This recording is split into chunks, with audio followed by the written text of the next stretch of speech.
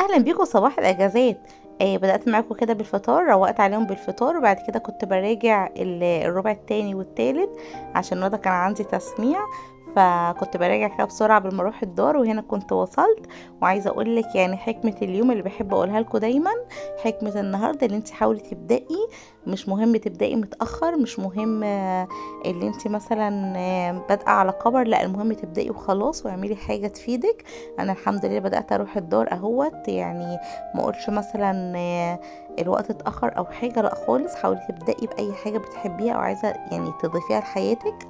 وهنا كنت بوريكم بعد ما روحت من الدار كنت بحط لهم على الغدا.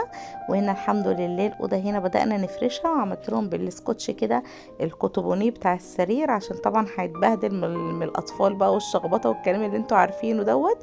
بس لسه المراية ما ركبناهاش، ولسه المولل دي لسه عايزة تتصنفر.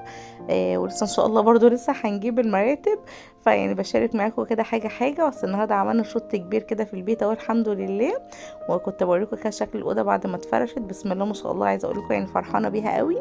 ورتبت لهم كمان الدولاب بتاعهم.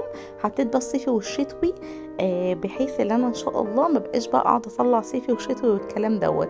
فنظمت التنظيمات وبس كده.